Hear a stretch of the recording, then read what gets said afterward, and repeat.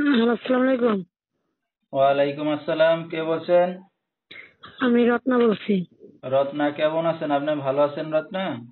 জি ভাইয়া, ভালো আছি। আপনি ভালো আছেন? মাশাআল্লাহ, অনেক ভালো আছি। রত্না, কোথা থেকে বলতেছেন? আপনার দেশের বাড়ি কোথায়? ভাইয়া, আমার দেশে হলো যশোর।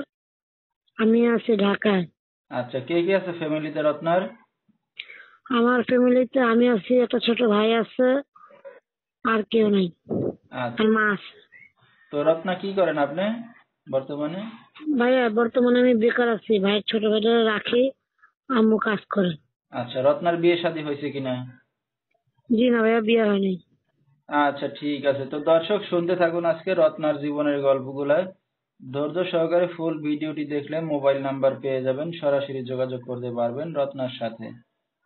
তো রত্না, দেশের বাড়ি ছেড়ে ঢাকাতে আসছেন কি কারণে? ভাইয়া, বাবা আমার নাই তো। মা একা কাজ করে, দুই ভাই থাকি।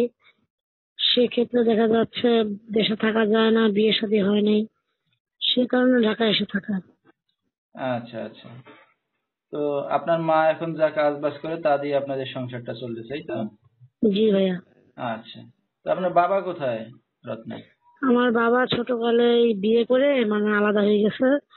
আমি আর আমার মাই থাকি। আচ্ছা, আপনার বাবার সাথে কোনো যোগাযোগ আছে আপনাদের? না ভাইয়া, যোগাযোগ থাকলে তো আর এত কষ্ট হতো না, তাই না? আচ্ছা, আচ্ছা। তো রত্না, লেখাপড়া কতদূর করছেন আপনি? ভাইয়া, বাবা যেহেতু ছোটকালে গেছে, আর লেখাপড়া করতে পারি নাই। ছোট ভাইটারে মানুষ করতেছি। আম্মু চাকরি করতেছে, পেটের ভাত তো জোগাইতে হবে জানি। আচ্ছা।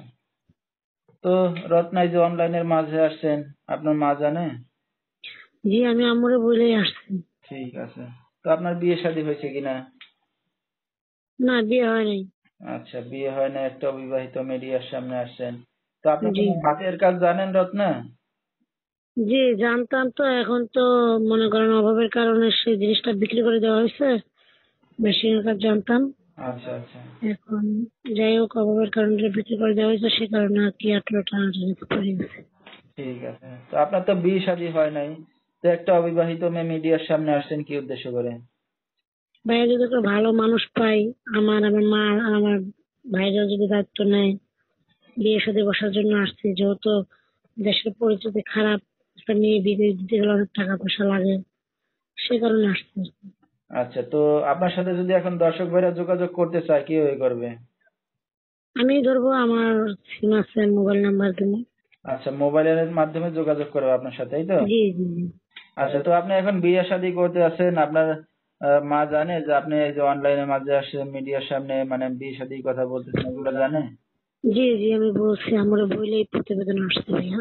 আচ্ছা।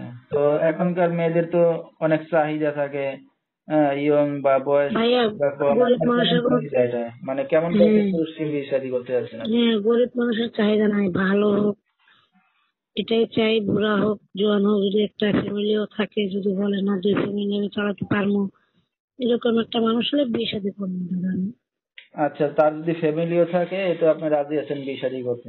হ্যাঁ হ্যাঁ, কারণ যেহেতু আমি গরিবের সন্তান, যৌতুক পাতি দিতে পারবো না। সেক্ষেত্রে মানুষ যেরকমই হোক, যে আমার আমার বাচ্চার দায়িত্ব, এই ভাইয়ার দায়িত্বটা নিতে পারে, সেরকম। আচ্ছা, আচ্ছা। মানে চাচ্ছেন এখন ভাইয়ের দায়িত্ব বা মার দায়িত্ব নিয়ে যে পাশে এসে দাঁড়াবে এমন একটা জি মানুষকে জি বিয়ে জি। শাদী করবেন। হ্যাঁ হ্যাঁ। ঠিক আছে। কারণ তো আমার বিয়ের পর তো আমার ভাইটা আর আমার মাটা একা হয়ে যাবে। ঠিক আছে। তো আপনার যে নাম্বারটা, সেই নাম্বারটা আপনি মুখে বলতে পারবেন? হ্যাঁ, পারবো। আচ্ছা, তাহলে বলেন।